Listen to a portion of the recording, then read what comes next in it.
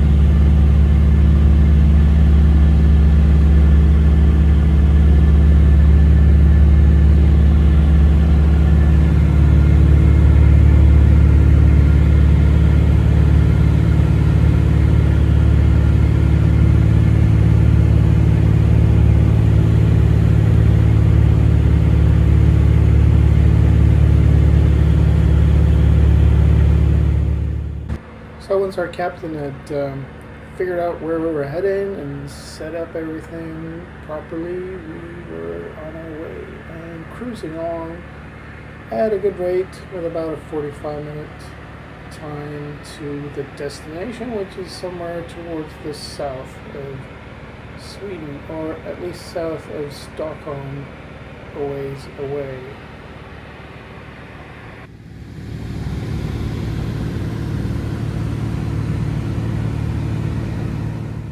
Well, looks like there's some fine tuning going on with the radios there.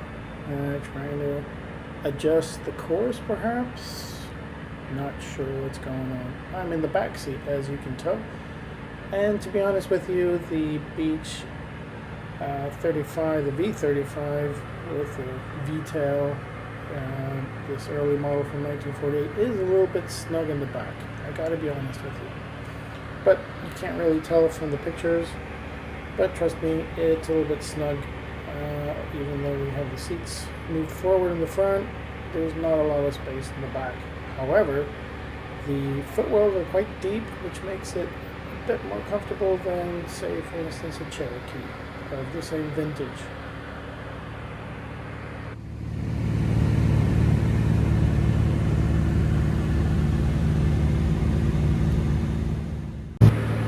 Here's another nice view of the panel of this 1948 Bonanza, and as you can tell, there's been a few upgrades since the aircraft left the factory back in 1948. With a couple of Garmin G5s, there's a Garmin 430, and some other avionics upgrades. It's actually a very nice place to be. These huge windows on the Bonanza make for really great visibility, as you can probably tell. It's a really nice place to be, apart from it being a bit snug in the back, of course, but the large windows certainly help. And we're getting pretty close to our destination now, heading out over Lake Vättern, which is one of the larger lakes, or the second largest lake in Sweden.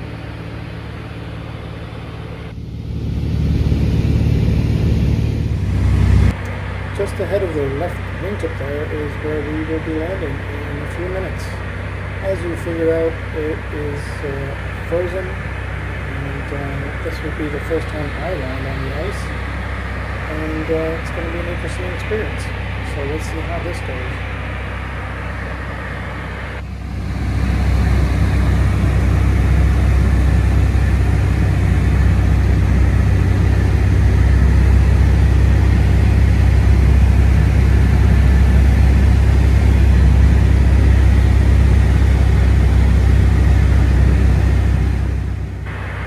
We're coming in a wide left turn here over the lake. As you can tell, we're landing along the shoreline there on the left.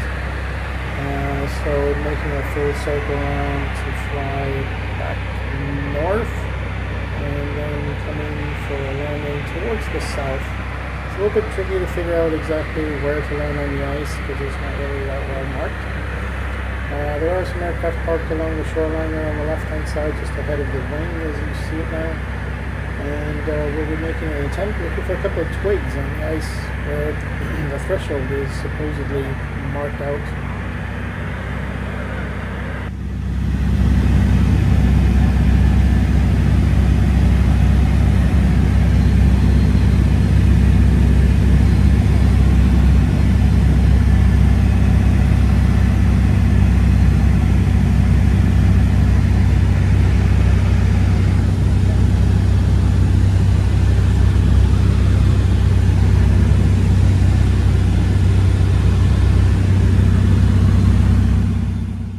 Not sure if you can see those little dots just along the shore there. We just passed them. That's where the aircraft are parked.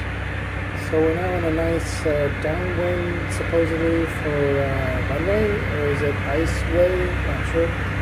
Something or other, maybe 1-4 or 1-8, 1-2, maybe 2-0. Not really sure what the direction of the runway might be on this ice, but it is frozen across the whole lake, so it doesn't really make a huge difference which direction we land.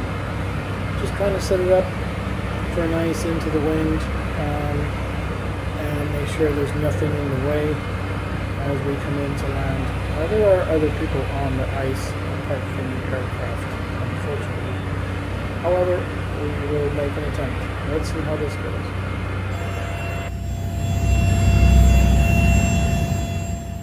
Yeah, that's the gear warning.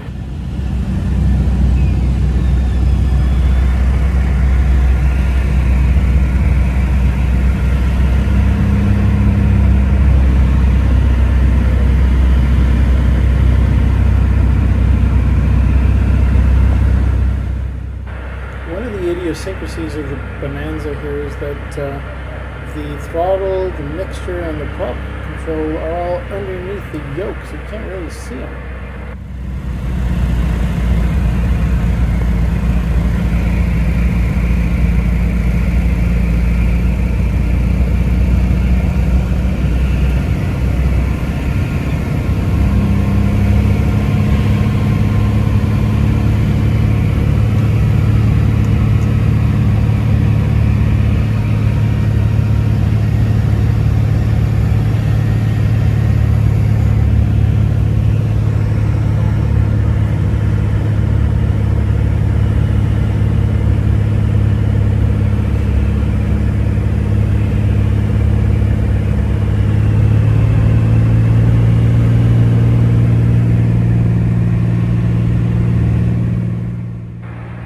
Lake Vetton, which is to the left there, of course, is not frozen because it's pretty deep. I'm sure it's really cold, but yeah, it's going to take a while for that thing to freeze over. The smaller lakes around here are solid, which is great. And so we're coming in on a final approach here, and should be on the ground, should I say on the water, on the ice at least, in just a couple of minutes here.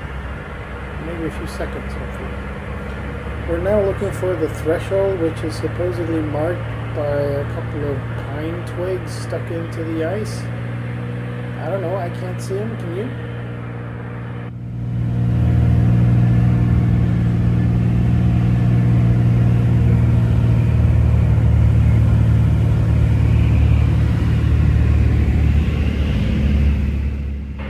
Wow, if I didn't know better, I would think that was wet.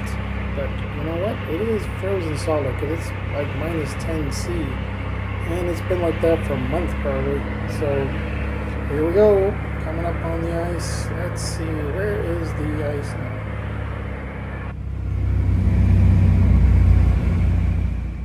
Watch to the right now. You might just catch the pine twig as we set down. It's just there.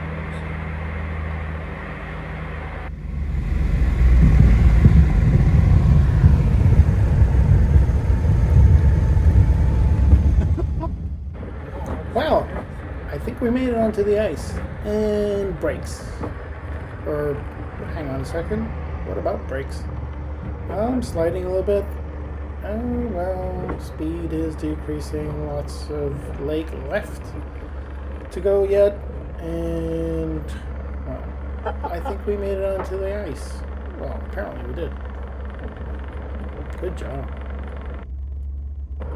Well, that was fun. Now we're going to park the aircraft, and then we'll see what else is going on here.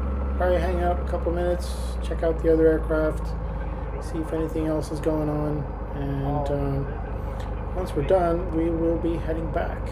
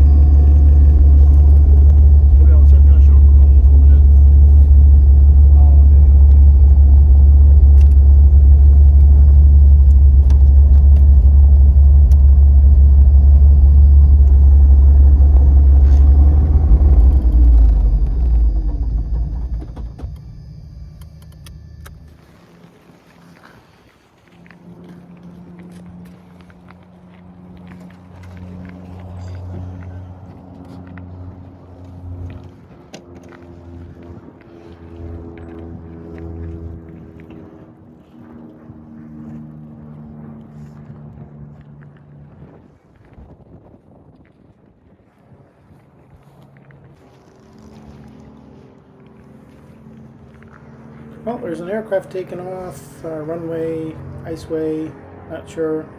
Probably like 1-4, something like that. And it looks like it's a Saab Safir.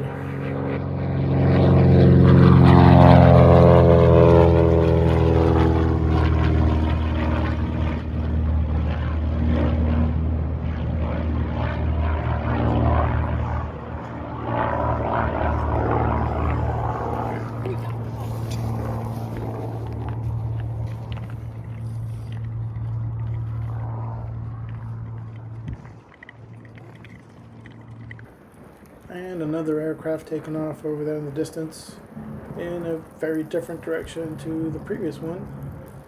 I believe it's a Glass Star home built.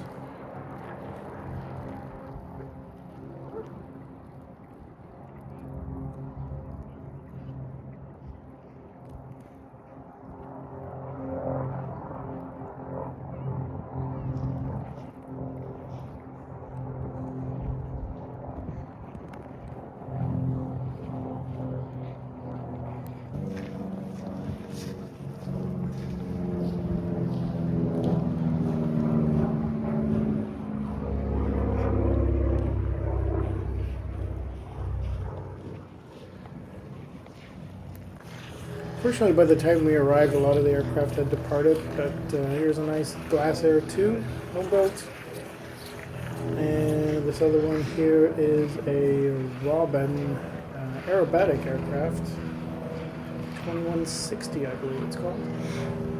And your run-of-the-mill Piper Arrow. This is probably an Arrow 3.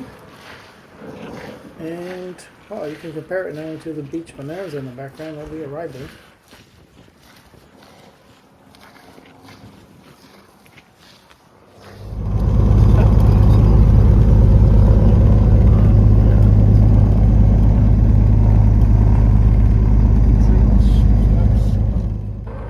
It was another very cold day on the ice here. It was a nice visit, but we decided to head back. Oh, there's my finger. Very nice camera work here for myself. In the right-hand seat this time in the front. And we are getting ready to depart. Oh, there's the finger again. What's going on there?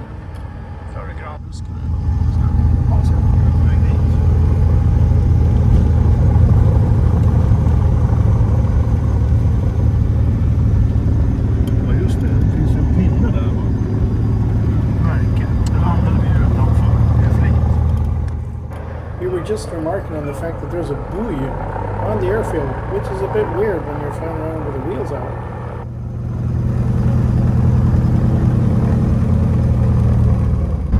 Ah, to the left there is the aforementioned pine twig whisk. Actually, both of them. So this is the threshold.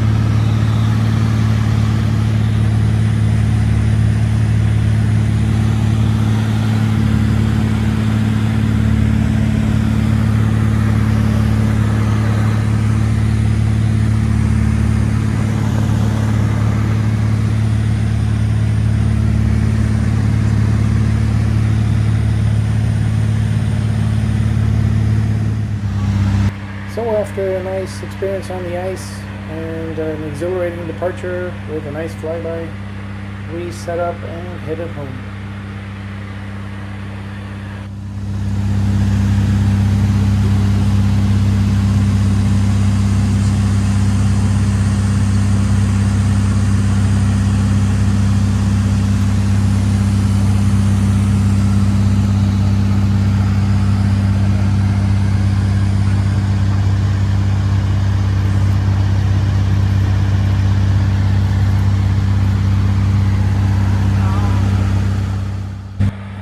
Took the opportunity to practice an RMP approach into runway 36.